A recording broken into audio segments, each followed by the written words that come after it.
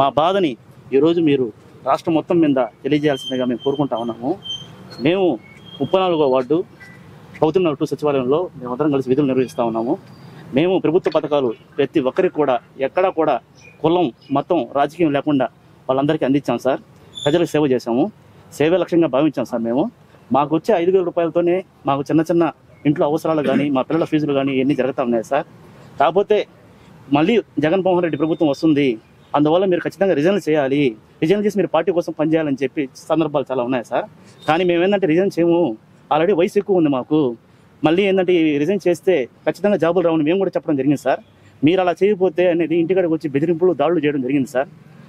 Corporator ఫామిదా గారు, వాళ్ళ భర్త రియాజ్ గారు, ఎమ్మెల్యే వెంకటేష్ గారు మా మీద బెదిరింపు చర్యలు తీసుకున్నారు సార్. వాళ్ళు పెద్ద పెద్ద ముఖాన్ని వేసుకొని వచ్చి మా ఇళ్ల వద్దకి బలవత్పేతంగా మమ్మల్ని అందరినీ, ఇంట్లో ఆడవారిని బలోపేతంగా చేసి రిజైన్లు చేపించేదానికి దారి తీశారు సార్. దయచేసి ఇది మీరు మొత్తం రాష్ట్రం మొత్తం మీద వాలంటీర్లు చాలా మంది ఇబ్బంది పడుతూ ఉన్నారు సార్. మా ఆవేదనని ఈ మీడియా ముఖంగా అలాగే గౌరవనీయులన్న కోటం సిఐ గారికి ఈరోజు మేము కంప్లైంట్ చేయడానికి వచ్చాం సార్. మా బాధను మీరు అర్థం చేసుకొని దయచేసి మా వృత్తుల్లో యథావిధిగా మేము కొనసాగేలాగా చర్యలు తీసుకోవాల్సిందిగా నారా చంద్రబాబు నాయుడు గారికి, లోకేష్ బాబు గారికి, రూరల్ ఎమ్మెల్యే మా హ్యాట్రిక్ పిలిస్తే పలికే దైవం శ్రీధరన్న గారికి పాదాలు పట్టుకొని వేడుకుంటూ ఈరోజు, ఎందుకంటే ఆయన పెట్టిన భిక్ష ఈ వాలంటీర్ జాబులు సార్. మాకు ఆయన అధికారంలో ఉన్నప్పుడు కూడా మా పిల్లకాయలు బాగుండాలి, బిడ్డలతో సమానంగా మమ్మల్ని చూసుకొని ఆయన చెప్పాడు సార్, మాకు ఇప్పించాడు సార్ జాబులు. ఆయన మమ్మల్ని ఒక్కసారి క్షమించి, అయినా కానీ పార్టీకి వ్యతిరేకంగా మేము ఎప్పుడు చేయలేదు సార్. వీళ్ళు ఎంత మమ్మల్ని ప్రలోభ పెట్టినా కూడా మేమందరం కలిసికట్టుగా అందరూ ఒక మాట మీద ఉండి తెలుగుదేశంకి మేము పనిచేసాం సార్. మా క్లస్టర్లో కూడా మీరు వచ్చి కావాలంటే ఎంక్వైరీ చేసుకున్నా సరే మేమందరం కూడా ఏకముఖంగా మాట్లాడుకొని రిజైన్ చేయించినా సరే ఖచ్చితంగా మనం శ్రీధరన్ని గెలిపించుకోవాలి. రాష్ట్రంలో నారా చంద్రబాబు నాయుడు గారి ప్రభుత్వం రావాలి, మళ్ళీ మన బతుకులు మన శ్రీధరన్న పిలిస్తే పలికే దైవంగా మన శ్రీధరన్న ఉన్నాడు అని చెప్పి గట్టి నమ్మకంతో మేమందరం కూడా ఈరోజు కలిసి అందరం వచ్చి ఈరోజు మీడియా ముఖంగా సీఏ గారికి వినతి పత్రం ఇవ్వడం జరిగింది సార్.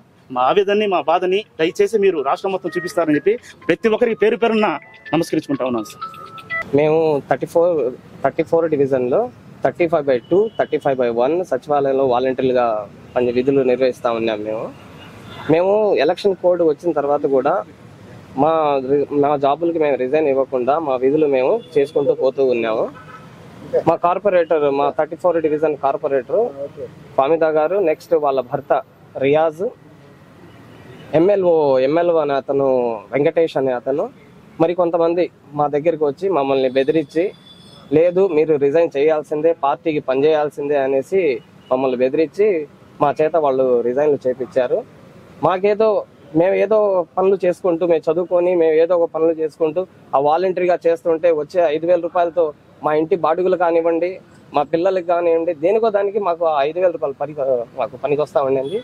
కానీ ఇప్పుడు మా చేత బలవంతంగా చేపించి మాకు రిజైన్లు చేపించేసి మాకు శాలరీస్ 5,000 రూపాయలు కూడా లేకుండా, నెక్స్ట్ మాకు ఎటువంటి హామీ లేకుండా మా కార్పొరేటర్ అసలు ఏది చెప్పకుండా అసలు లేకుండా వెళ్ళిపోయారు. అక్కడ మా ఏరియాలోనే కార్పొరేట్, మా డివిజన్లోనే వాళ్ళు లేరు. మాకు ఎటువంటి ఆధారం లేకుండా పోయింది.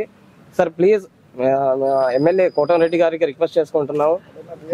ఈ కోటంరెడ్డి గారే మాకు లాస్ట్ ప్రభుత్వంలో మాకు ఈ వాలంటీర్ జాబులు ఇప్పించింది. కోటంరెడ్డి సారే మాకు ఇప్పించింది. ఆయన్నే మళ్ళీ మేము రిక్వెస్ట్ చేసుకుంటున్నాం. సార్ మాకు ఏదో న్యాయం చేయమని పోలీస్ స్టేషన్కి వచ్చి కంప్లైంట్ చేసాము. మీరు కూడా కోటంరెడ్డి సార్ మమ్మల్ని గమనించి, అంటే వాళ్ళు భయపడడం వల్ల మేము రిజైన్లు చేసాం, కానీ మా అంతకు మేము రిజైన్లు చేయలేదు.